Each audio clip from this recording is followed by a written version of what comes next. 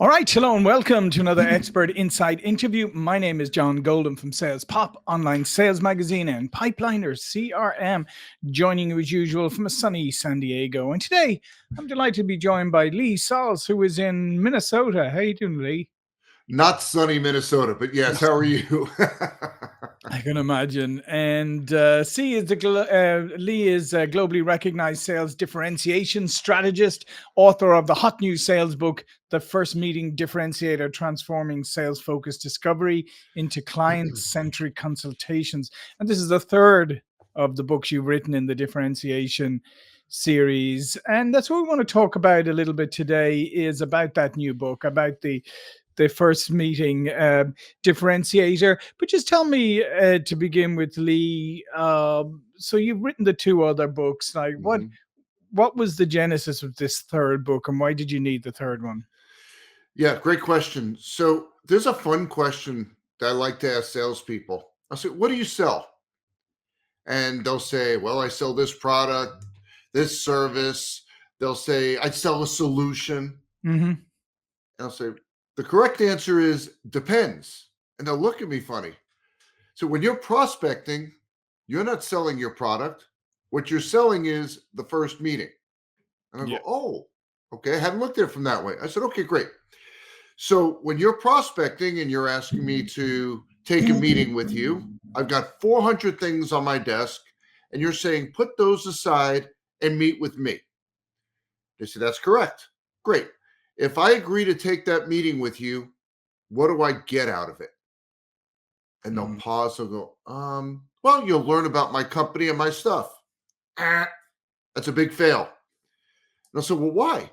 Say, well, there's two types of sales, and I'll use a bathroom environment to explain those two. You ready, John? Yes, indeed. Okay.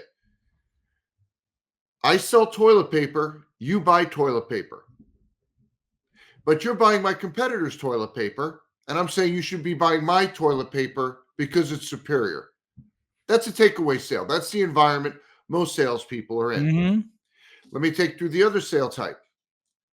You buy toilet paper, I sell bidets. It's an alternative way of addressing an issue. Yep. That's a demand gen sale. Mm-hmm. But like I said, most salespeople are in this takeaway sales environment. So again, you're asking me to put aside 400 things, meet with you, and all I'm going to learn is about your company and your stuff. I already have a supplier. I already have a provider. That's not meaningful value. Mm-hmm. So I'll say, okay, let's try again. What do I get out of that meeting with you? And they're stumped. And that right there is the problem with having a discovery mindset, looking at that first meeting through the lens of discovery. So I'm on a mission to eradicate the sales world of the mindset of the first meeting being a discovery. Because how do we prepare for discovery? Well, let me make a list of the questions I'm going to ask and the message points I'm going to convey. We don't give the slightest thought to the meaningful value that the other person's going to receive. Right. And that's what makes prospecting so hard. We've conditioned the general public to believe, and rightfully so, the only time to meet with a salesperson is when you're looking to buy something, because you're not going to get anything out of that meeting because it's a discovery. Mm-hmm. Yeah, But it's an interesting point. It's a really interesting point, Lee, because I mean, like you said, is people work so hard on trying to get to a conversation, trying to get to somebody, and it's even like sometimes, like if somebody gets through to me on a call or whatever, mhm, um, I want them to be. I don't want them to be that person who just starts to like vomit stuff down the phone and everything, and like thinks, "Oh, fine," and even has that element of surprise in their voice. Oh my goodness, you answered. Now I'm like, I wasn't really expecting you to answer, so now I'm all right, kind of flustered. So now I'm just going to go into verbal diarrhea. exactly. But if we borrow from the medical profession, if you think about the times when you've gone to the doctor, you go there for two reasons: to become wiser about your circumstances and to understand potential remedies. Mhm. None of us would go to the doctor if we thought we were a science experiment where the doctor's going to gather all this information, all this data about us, and nothing comes back to you. Well, that's what discovery is. This is what Mhm. we're doing to people. Now, the medical profession doesn't refer to that as discovery, they refer to it as a consultation. Mm-hmm. And that's the expression that I've embraced and that I focus on in my book, The First Meeting Differentiator, because there's that recognition when you look at it through the lens of consultation that that other person has to get meaningful value out of that time. Now, what is meaningful value then? What are they looking for to take that meeting with you? That they're going to learn something that helps them in their role, Mm-hmm. helps their company, or best of all, both. That they're going to be wiser as a result of time invested with you. Mm-hmm. Now, here's the cool part. Once you define what that meaningful value is that they're going to get out of that meeting, you fold that into your prospecting messaging. So, John, when we get together, I'll share with you a best practice that manufacturing CFOs are using to creatively reduce costs. Oh, I'm going to learn something if I invest time with Lee. I'll take that meeting. Yeah, I mean, Lee, I find, and I'd love to get your perspective on this. I find sometimes that that is the thing that just seems to be the simplest thing to do, but it's the thing that's almost overlooked. Hey, Yeah. listen, when a salesperson calls me or whatever, that's what I want to know. I want to know, what have they done for other people? What creative things have they done? What intelligence do they have about my own industry because they happen to talk Yes. to my competitors and stuff? So that kind of, like, there's lots of things that I'm excited for a salesperson to share with me, but a lot of them don't do it. No, no, because again, they're thinking, I've got to sell the product. And what they need to be thinking about is what they're selling in each stage of the process. Because in the Mhm, first meeting, you're not selling the product either. You're selling the next interaction. mhm. So the overarching objective of the first meeting is to pique a high enough level of interest that they want to continue interacting with you afterwards. Right, right. And that seems to be sometimes, like, we get so hung up on that piece. It's like you just go in with one outcome in mind and so laser focused on the one outcome that we don't realize that, there may be alternative outcomes that might be maybe not as good as optimal as that one, but they're ones that'll still move me forward. Well, if you accept the premise of the overarching objective to pique a high enough level of interest Mhm, that they want to continue interacting with you afterwards, you recognize I don't have to ask every question. I don't have to tell them everything. I don't have to show them everything. I don't need to bring my operations person, my IT person. I don't need to show them a full demo. I don't need to take out my slide deck and go through PowerPoint because you know what? They're not going to remember it anyway. mhm, There's a study that was done. I don't know if you know the name Herman Ebbinghaus. He was a researcher in the late 1800s. So he developed what's known as the forgetting curve, and it's valid today just as it was back then. What he found was that people forget 50% of what they learned within 24 hours and mhm. remember less than 10% a week later. Yep.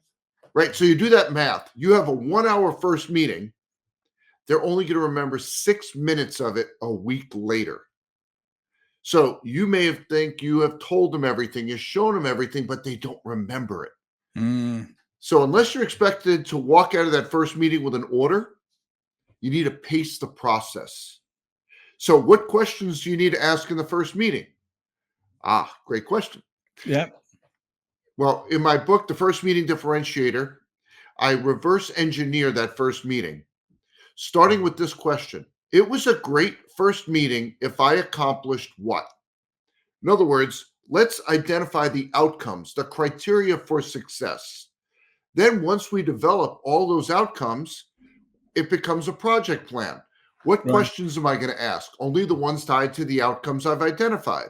What information am I going to share? Only the information tied to the outcomes that I've identified. Right. So in essence, then I mean, obviously, you're saying to salespeople is you need to take a different approach, right? You need to think about the value creation piece, but you really need to put yourself in. I mean, I know this sounds so stupidly simple, but you need to really put yourself in the shoes of the other person and say, like, how can I create value for them, Mhm. as opposed to how do I get, how do I move myself forward? The other thing, the other thing, Lee, is that, as you said earlier, and I think that's a really important thing to remember, is sometimes we forget that in sales, sometimes salespeople forget that they're human beings as well, and that if Correct. somebody calls them, you may call me today, and I'm just not. I'm distracted. I've got other things going on. It's just not the right time for me. But Mhm. we seem to sometimes, when we're on the other side of the fence, we seem to expect everybody we call, I mean, we get annoyed if people aren't able to speak with us or invest the time with us, or we're not that important to them. No, that's a great point. It's a great point.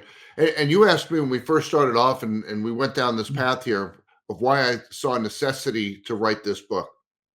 What's interesting is there are literally thousands of books written on the subject of prospecting. You can go on Mhm. Amazon, you can see them all. Yep.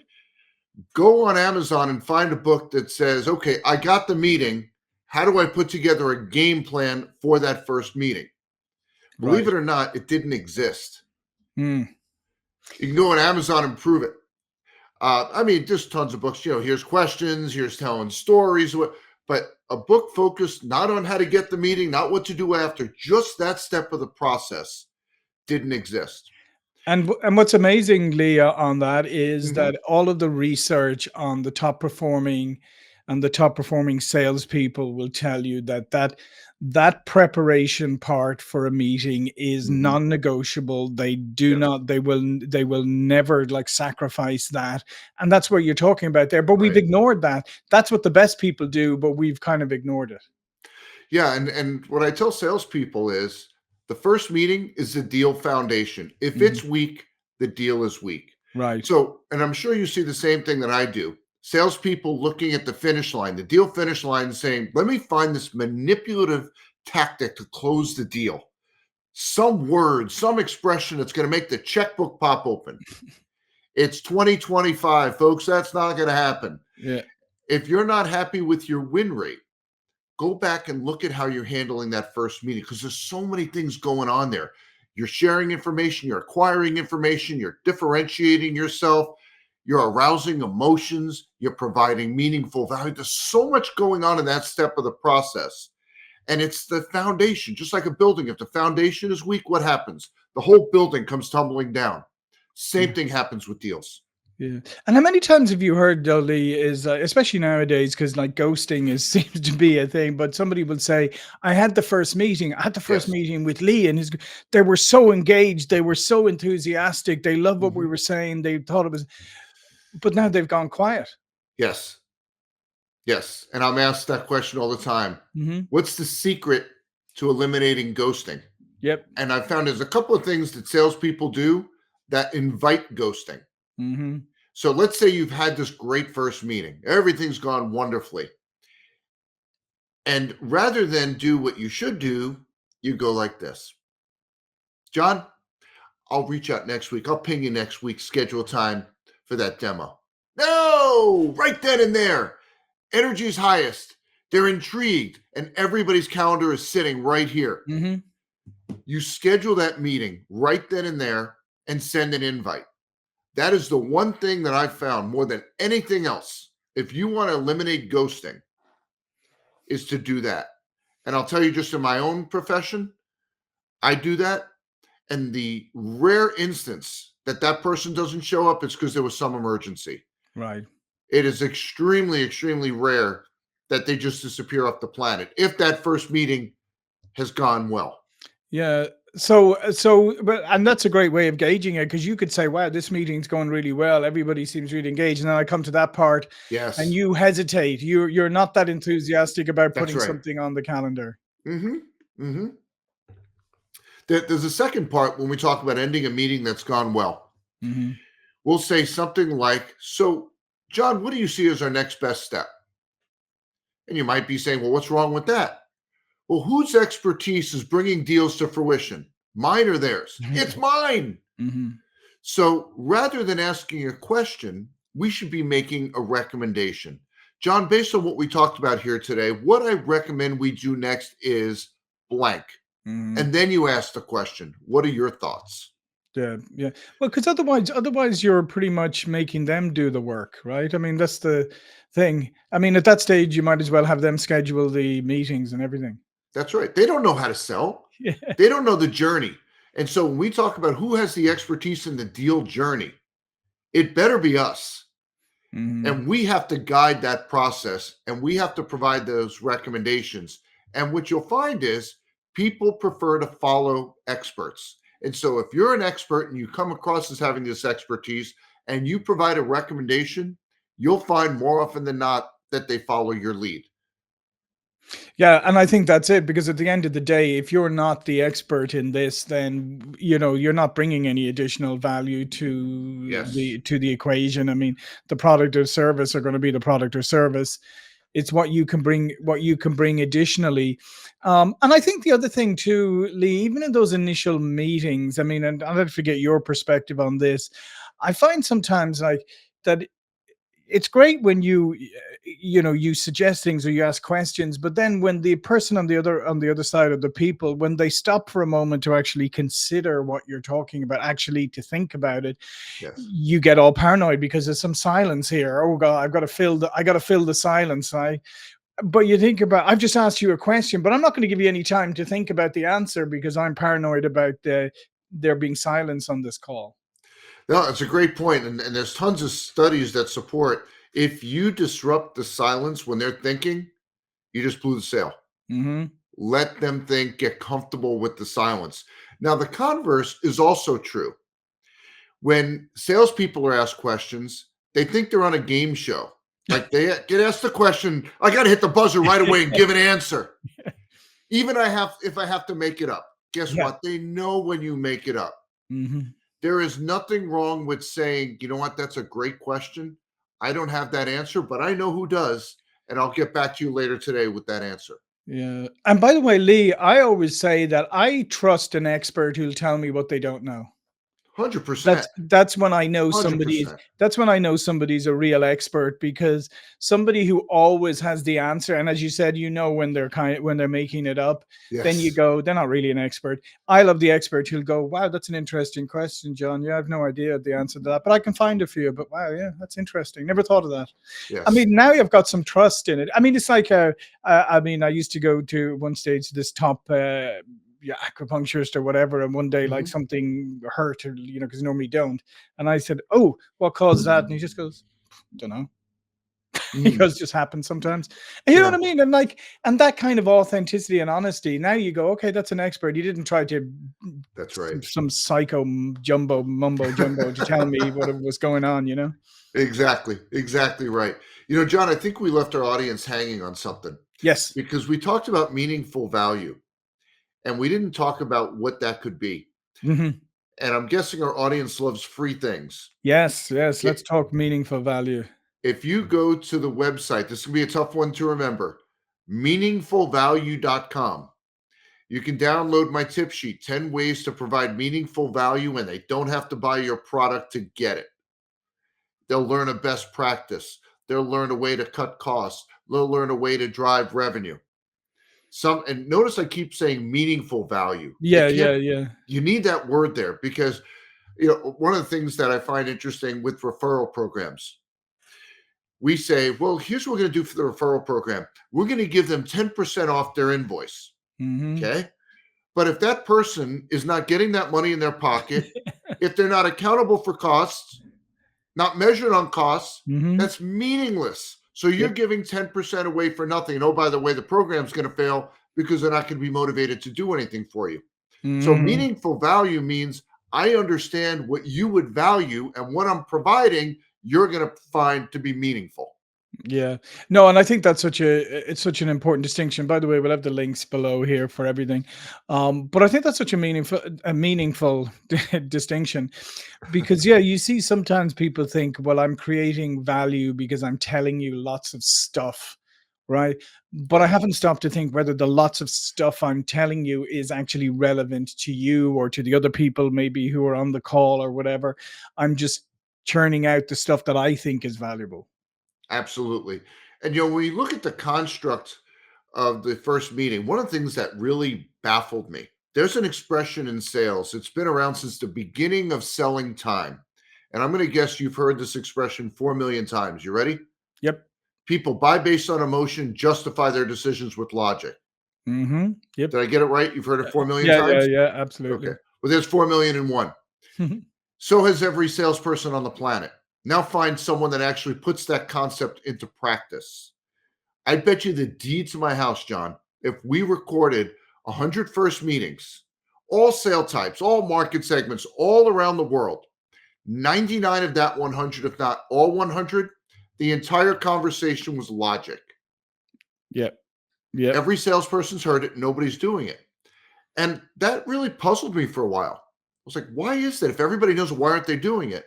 And then I finally had this epiphany. I have two sons that played college baseball.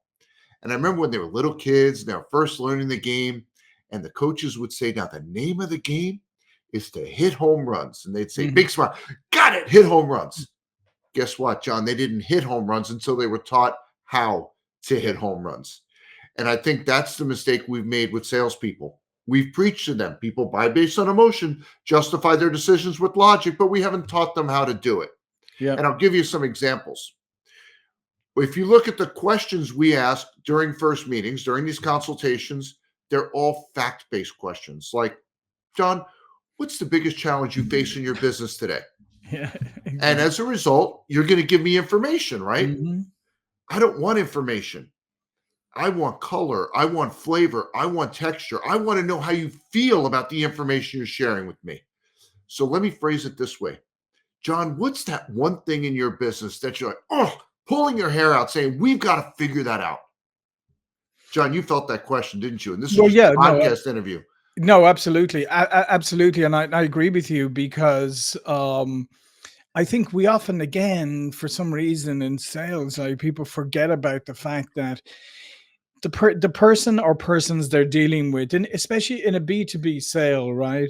Hmm. they're they think they often think, well, this is a business transaction. Well, yes, it is, but it's also an emotional transaction because here's the thing: everybody involved in that buying decision Yes, or the final decision maker, whatever, is tying themselves to this purchase. that's So right. there is personal emotion wrapped up in it. And if you don't understand that, then you're never going to really, build that relationship, connect properly, or whatever, because we forget that it's Hmm. not just a business decision, it's a career decision. Hey, if I Yes, get this purchase right and I recommend something that works, maybe that enhances my career. If it bombs, maybe that, well, yeah, don't, oh yeah, he was the one associated with that disaster, don't talk to him. So you that's know what I right. mean, but we overlook sometimes the amount of emotion attached to this. Yes, so we have a major alignment issue in sales. We're talking logic and they're making the decision based on emotion. Yeah, exactly, And good that's point. not a new issue. That's since the beginning of selling time, we've had that alignment issue. Hmm. I'll give you another example. How do we share information? Well, we've been told we do that by sharing features and benefits. And there's a Hmm. chapter in the book titled Features, Benefits, and Boredom. If that's your approach, bring a pillow with you in the first meeting because no one wants to be lectured on your features and benefits. Hmm. But if you think back to when you were a child, nothing was better than ending your day with a story from mom and dad, Yeah, yeah, yeah. right? And even though you're an adult now, that still matters, that you Hmm. still enjoy a well told story. So, what we need to be doing is taking those features and benefits and embedding them in clients' stories. Yeah. Because another thing that we're up against, number of memory studies around this as well, that people are less likely to remember facts and figures when they're told independently than when they're enveloped in these stories. Right, right, right. That makes sense. Yeah. I mean, that makes perfect sense to me because they're kind of abstract, but if they're surrounded by a story, then let's face it, stories are all about recall, aren't they? They're about recall, but you share them in an emotive way. Mhm. So again, back to how decision making happens. So you have an opportunity with the questions you ask and the way you share information. Yeah. And by the way, I love sometimes when people say, yeah, but I mean, I'm not a good storyteller or whatever. But then you listen to them telling you about the call that they just had and they go into all these details, all this stuff, and you just think, yeah, well, you're a perfectly reasonable storyteller. Why didn't you do that in the call? Well, I'll tell you something else. Get a coach. Yep. There you It's a go. skill. You can learn it. I love salespeople that they think they know everything. And I'll say, what's your favorite sport? Baseball, football, golf, whatever Mhm. it is. The top of the top are surrounded by coaches Yeah. because they recognize they can always be better. Yeah. No No, different in sales. absolutely, absolutely. By the way, I say to my 20-year-old son all the time, I'm too old to know everything. So Oh, I like that. but to your point though, to your point though, it's like it's just something that we always overlook, and I just think it's something that we need to pay more attention to. And I think the coaching part, as you said, here's another question to ask people. Say, what's your hobby? And they say, well, golf or pickleball or whatever. You go, Right, okay. right. Did you ever pay for a golf coach?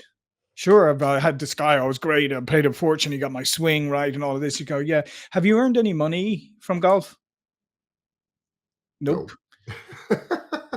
But your job that puts money in you wouldn't think of actually hiring a coach for that, though, to do that better, to earn more money. Instead, you're going to Mhm. spend money on your hobby that's never going to do anything.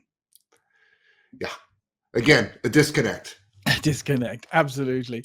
Well, Lee, this has been fantastic. So, just to remind you, the name of Lee's new book is The First Meeting Differentiator, Transforming Sales Focused Discovery into Client-Centric Consultations. And it's the third book in the series. So, if you should go and check out all three. So, all of Lee's information will be below this video. But please, Lee, remind people what you do. So you can find the book at all the major bookstores, of course, Amazon, Barnes and Noble. But if you got a taste of today and you're intrigued, if you go to firstmeetingbook.com, you can do a couple of things there. You can download the first chapter for free. And if you decide to buy the book, go back to that website, sign up for the bonus. I'm going to be delivering 3 private master classes just for book purchasers to help you implement what you read. Fantastic. And what's the other site for the what was the one we had earlier you mentioned for the Oh, creating value? meaningful. See, you forgot the easy one, meaningfulvalue.com. Meaningfulvalue.com. So go Yeah. check that out as well. Like I said, all the links will be below. So listen, thanks again, Lee. Thank you for Thank you. watching and listening, and see you all again very soon. Thank you.